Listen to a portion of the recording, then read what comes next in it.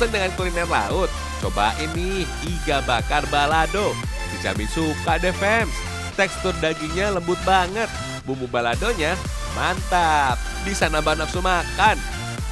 Fams, iga bakar adalah menu favorit di hotel ini loh.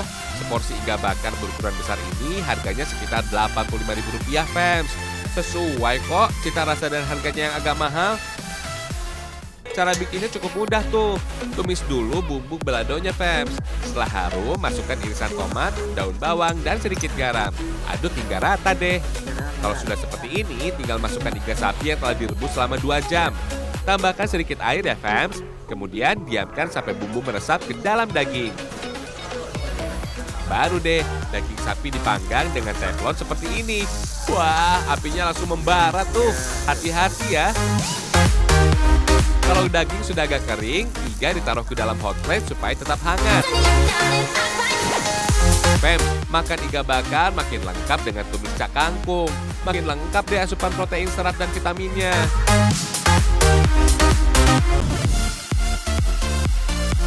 Sego jangkrik dari Kabupaten Kudus, Jawa Tengah boleh juga loh disantap saat sahur atau buka puasa. Sajian nasi dengan irisan daging enaknya kebangetan. Rasanya pedas, manis, dan gurih, berpadu dengan daging yang lembut dan empuk. Jangan kalian pikir sego jangkrik ini disajikan dengan daging jangkrik ya fams. Bukan juga memakai daging sapi yang umum ada di Pulau Jawa. Sebagai kuliner warisan sejak zaman Sunan Kudus, masyarakat sini masih memegang teguh adat dan tradisi yang dianut. Sapi termasuk hewan yang disucikan oleh umat agama lain. Sebagai wujud toleransi, Sunan Kudus memerintahkan pengikutnya untuk mengkonsumsi daging kerbau aja. Hingga sekarang, bahan dasar daging kerbau identik banget dengan aneka kuliner Kudus. Daging kerbau fams, lemaknya nggak sebanyak daging sapi. Teksturnya lebih padat dan terasa alot kalau salah mengolahnya. Biarkan bumbu halus meresap sempurna dalam irisan daging sebelum direbus fams. Butuh waktu sekitar 1 jam atau lebih supaya daging kerbau benar-benar empuk. Katanya nih, nama nasi jangkrik diberikan gak sengaja fams. Ketika sedang menjamu para santrinya, salah satu murid terkesan dengan rasa masakan istri Sunan Kudus dan langsung berucap, "Jangkrik, enak tenan." Hihihi. Sejak saat itulah nama sego jangkrik menempel pada sajian yang satu ini fams. Nasi jangkrik biasa disajikan dengan alas daun jati. Meski sederhana, rasanya luar biasa loh. Aromanya khas banget karena dimasak lama dengan bumbu, daging kerbaunya dijamin empuk dan lembut banget fams. Cocok deh dengan campuran tahu yang jadi pelengkapnya. Kalau ke Kudus, wajib dicoba nih sego jangkriknya. Oh iya fams, Kudus adalah salah satu lokasi pusat penyebaran Islam di Jawa Tengah. Sebelum eranya para sunan, kota ini dikenal dengan nama Tajuk. Salah satu peninggalan yang paling ikonik, Masjid Menara Kudus. Berbeda dengan penampakan menara masjid pada umumnya, masjid yang satu ini menjadi simbol toleransi beragama yang tertanam sejak zaman nenek moyang. Bentuk bangunannya mirip candi dengan pola arsitektur hasil paduan konsep budaya Hindu, Buddha, dan Islam. Wah, unik ya fams, jadi bukti buah karya toleransi.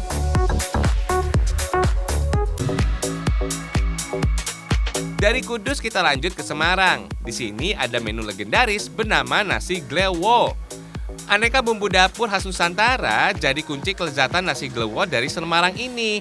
Yang nggak boleh ketinggalan harus pakai kencur yang bisa berikan rasa serta aroma khas pada sajian nasi glewo ini. Warna merah dengan cita rasa pedas nasi glewo berasal dari aneka jenis cabai yang udah dikukus sebelumnya. Mantap deh pastinya. Kalau sego jangkrik dari Kudus pakainya daging kerbau, nasi glewo ala Semarang boleh kok pakai sapi. Biasanya sih bagian yang dipakai koyor sapi fams, alias bagian otot sapi yang berlemak yang bisa berikan tekstur dan rasa gurih yang istimewa. Supaya empuk, rebus sekitar 1 jam. Lanjut fams, irisan cabai dan bawang ditumis bumbu sampai aromanya menyeruak. Kalau daun salam dan lengkuas sudah masuk, bumbu halus bisa menyusul. Sebelum dicampur bersama tumisan bumbu, koyor sapi baiknya dipotong kecil supaya gampang menyantapnya nanti. Meski ada sejak zaman nenek moyang dulu, nasi glewo mencapai puncak popularitasnya di era tahun 70 sampai 80-an fams. Katanya sih, glewo berasal dari kata glewor yang berarti merumbai, merujuk dari tampilan koyor sapi yang merumbai. Koyor sapi endesnya nggak ketulungan, fams. Kenyal-kenyal lembut dengan rasa gurih nikmat. Sentuhan harum aroma alas daun pisang, taburan bawang goreng, emping, dan kecap manis sungguh menggoda selera makan, terutama saat buka puasa nanti.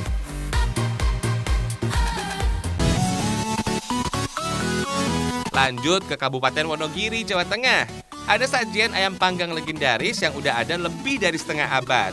Ayam panggang Wonogiri ala Mbok Tiem pakainya daging ayam kampung jantan, fams. Rasanya empuk, gurih, dan sedikit manis. Perharinya, resto ayam panggang Wonogiri yang ada di Rejosari menghabiskan sekitar 70 ekor ayam kampung jantan loh. Satu ekornya bisa disantap untuk 4 orang. Yummy. Kalau mau coba buat sendiri di rumah bisa kok. Aneka bahan dan bumbu dapurnya juga sederhana. Bawang, cabai, kemiri, ketumbar, dan santan jadi yang utama. Untuk menjaga kelezatannya, ayam panggang yang khas dari Wonogiri ini, fams, masih mempertahankan resep dan cara pengolahan tradisional. Katanya sih semua bahan dan bumbu dapur bisa ciptakan rasa yang lebih mantap kalau diulek gini, fams. Hihihi, oke lah, Mbok. Memasak ayam panggangnya juga pakai api dari kayu bakar untuk menjaga kualitas rasa dari ayam panggangnya. Sebagai tahap awal, masak santan bersama dengan bumbu halus, fams. Beri tambahan gula Jawa supaya rasa lebih seimbang. Tunggu sampai mengental, fams. Selanjutnya, panggang ayam dalam kuali. Agar aroma dan rasanya lebih nikmat, alasi bagian dalam kuali dengan daun pisang.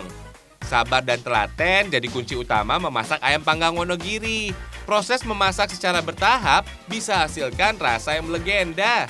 Sajian ini sengaja dipanggang 2 kali agar ayam matang merata dan bumbu meresap sempurna. Sesekali ayam dibolak-balik biar nggak gosong ya. Proses pemanggangan pertama butuh waktu sekitar 1 jam.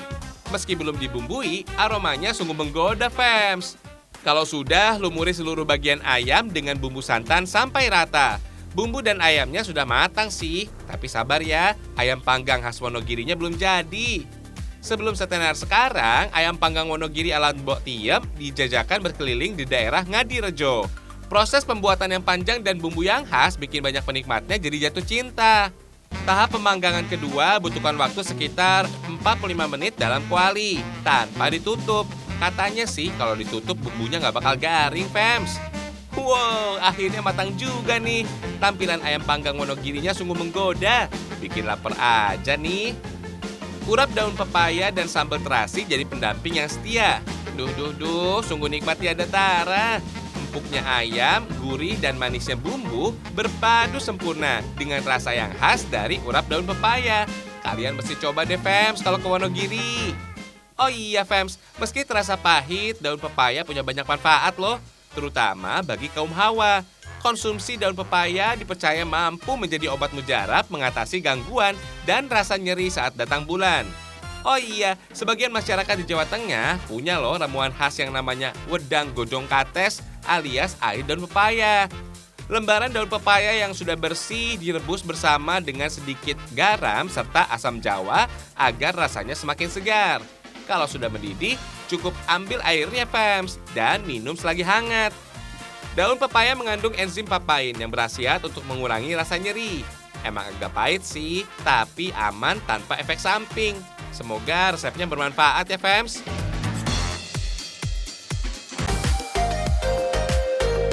Fams, yang satu ini sajian khas dari Tanah Ngapak, Kebumen, Jawa Tengah. Namanya besengek pondoh. Kuliner yang satu ini, fams, terbilang cukup sulit kalau mau masak sendiri di rumah. Bahan bumbunya sih mudah didapat karena cuma terdiri dari bawang, cabai, gula, aneka rempah, dan rimpang penambah rasa dan aroma. Yang susah itu bahan isiannya, fams. Ada tempe bosok, ayam kampung, dan pondoh pohon kelapa. Untuk diolah jadi masakan, pondoh pohon kelapa yang dipakai biasanya masih muda, fams. Teksturnya lebih empuk dan rasanya sedap. Semua bahan bumbu halus diulek sampai halus, fams. Batang serai dan lengkuas cukup dimemarkan buat aromanya. Fams, kelapa memang buah tropis yang sakti banget deh. Buahnya bisa hasilkan santan, pondohnya bisa jadi sajian lezat. Masak bumbu halus dengan santan. Beri daun salam dan masukkan ayam kampung yang sudah direbus sebelumnya. Tunggu sampai mendidih deh. Besengek pondoh ala desa Watulawang nggak komplit tanpa tambahan tempe bosok. Rasa dan aroma khas tempe bosok bisa membuat olahan besenge pondo semakin sedap. Istimewa. Selanjutnya tambahkan gula aren dan irisan pondok kelapa. Biarkan hingga empuk. Kalau sudah matang, fams, pondok kelapa punya tekstur mirip seperti rebung. Terasa kenyal dan empuk dengan kuah santan dan potongan daging ayam nan gurih. Enak. Kata orang fams, orang ngapak, ora kepenak. Sajian yang khas dari tanah Ngapak emang enak-enak. Hihihi. Besenge pondo dari desa Watulawang, Kabupaten Kebumen jadi satu sajian yang cukup melegenda. Untuk memasaknya, kita sampai harus menebang pohon kelapa segala loh. Nggak ada cara lain untuk ngambil pohon kelapa. Katanya fams, menebang pohon kelapa di desa ini hanya boleh dilakukan pada bulan tertentu saja, menurut penanggalan Jawa. Nggak bisa sembarangan. Ritual khusus juga harus dilakukan supaya selamat dan berkah bagi warga desa. Awas, jangan ada yang di bawah pohon ya, bahaya. Buat yang belum tahu fams, pondo adalah bagian ujung batang tempat buah kelapa akan tumbuh. Selain dimasak, bisa juga kok dikonsumsi secara langsung. Teksturnya empuk, renyah, dan manis, mirip daging buah kelapa fams. Meski hanya diambil pondohnya aja, bagian lain pohon kelapa juga bisa dimanfaatkan. Batangnya biasa untuk bahan bangunan, sedangkan mancungnya kerap dipakai untuk kupet alias obor. Orang ngapak, orang kepenak.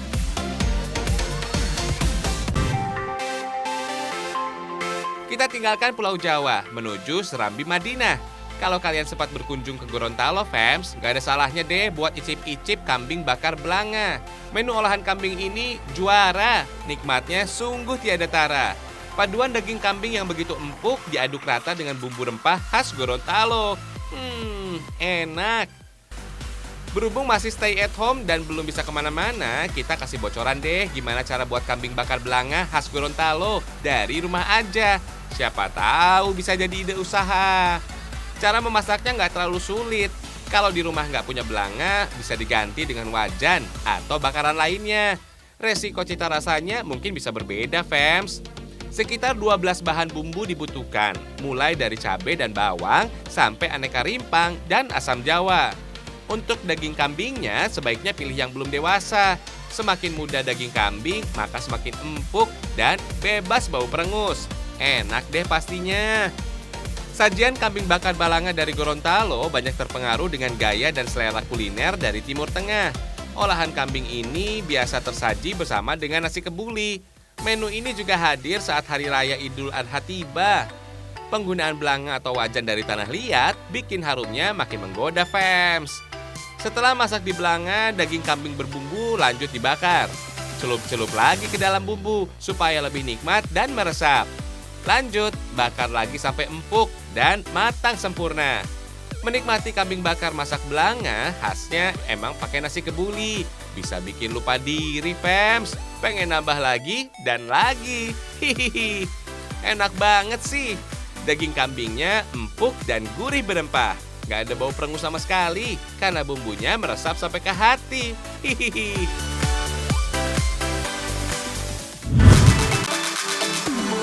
Jauh dari ramainya hiruk-pikuk perkotaan, ada desa adat yang masih menjunjung tinggi nilai budaya, fams. Misalnya, desa adat Cipta Gelar di kaki Gunung Halimun, Kabupaten Sukabumi, Jawa Barat.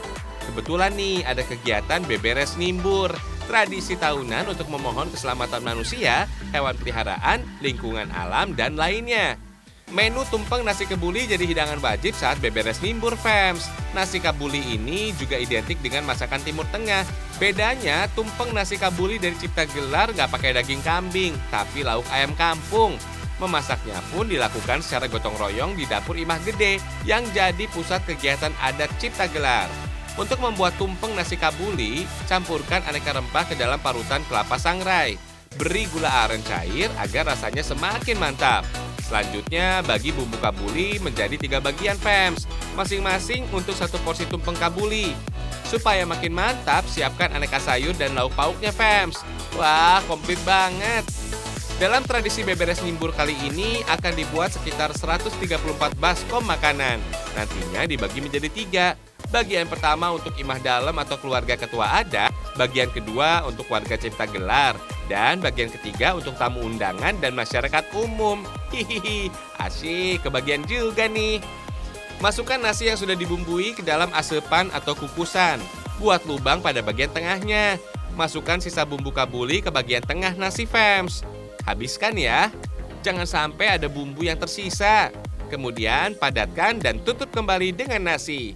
Oh iya, karena terbatasnya perapian, gak semua dimasak di dapur Ageng Imah Gede. Apalagi yang dimasak juga banyak. Makanya sebagian dimasak di rumah warga untuk menghemat waktu.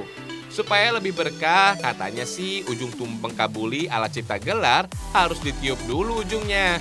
Tatanan adat di Cipta Gelar sangat teratur, Fams. Untuk urusan masak-memasak juga masih bertahan sesuai konsep para leluhurnya. Dijamin enak dan melegenda. Tumpeng nasi kabuli yang sudah matang siap disajikan nih, Fams. Wah, wah, wah, banyak banget. Semuanya sudah berkumpul di Imah Gede. Acara beberes nimbur kemudian dibuka dengan pembacaan doa. Dilanjut dengan acara makan bersama. Dalam tradisi beberes nimbur tersimpan kearifan lokal yang luar biasa. Semangat kekeluargaan dan gotong royong sangat terasa, Fams. Apalagi dengan sajian tumpeng nasi kebuli yang istimewa yang menjadi simbol permohonan dan doa. Salut deh!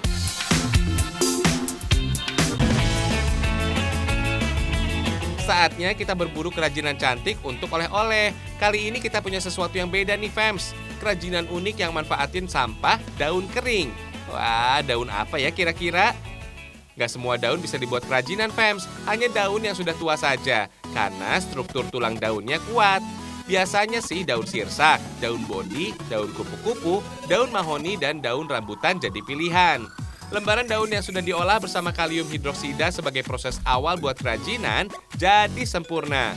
Caranya, masukkan satu persatu daun keringnya ke dalam rebusan air yang sudah dicampur dengan bahan kimia, Fams. Sebaiknya pilih daun yang jatuh ke tanah secara alami karena hasilnya bisa lebih sempurna. Rebus daun selama 2 jam sampai warnanya menjadi kehitaman. Semakin lama perebusan, maka akan semakin mudah untuk memisahkan daging dan tulang daun, Fams. Tulang daun yang telah direbus langsung direndam dalam air bersih sambil disikat dengan sikat gigi secara perlahan. Sesekali dicelup dalam air bersih ya. Hati-hati ya menyikatnya, jangan sampai rusak. Setelah tersisa tulang daunnya aja, celupkan ke dalam cairan pemutih selama 1 jam. Supaya warnanya menjadi netral, sehingga saat diwarnai, hasilnya bisa lebih bagus. Oh iya, Fams, untuk pewarnaan bisa pakai pewarna tekstil atau pewarna untuk batik. Caranya mudah, tinggal dicelup-celupkan tulang daun ke dalam cairan pewarna sampai ketemu tingkat warna yang dimau. Keringkan hasilnya di atas lembaran koran. Baru deh dirangkai sesuai bentuk yang diinginkan. Wah, hasilnya bagus-bagus loh. Cocok deh untuk hiasan atau hadiah. Hasilnya ada gantungan kunci, pembatas buku, dan tulisan kaligrafi. Unik banget. Kalau mau pesan bisa kok. Harganya tentu bersahabat dan ramah di kantong. Salut deh, gak kebayang sampah daun bisa jadi kerajinan cantik yang bernilai ekonomi.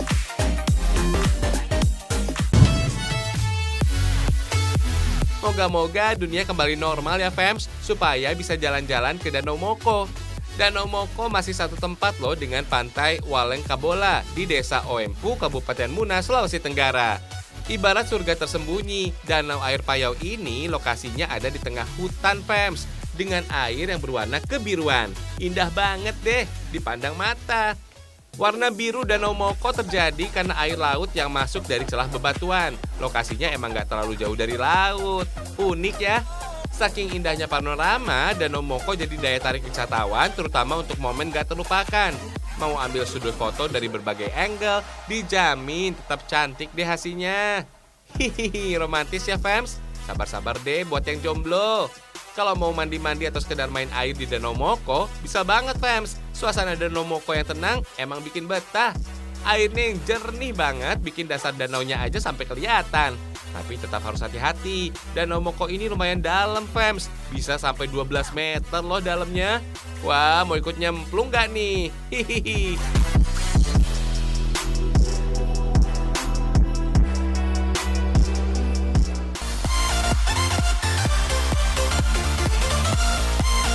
Untuk saat ini, belajar dan bekerjanya dari rumah dulu aja ya, Fams. Buat kalian yang terpaksa masih tetap harus bertahan hidup di luar rumah, tetap semangat dan jaga kesehatan. Ragam Indonesia, satu Indonesianya, berjuta kekayaannya. Semoga corona segera sirna. Amin.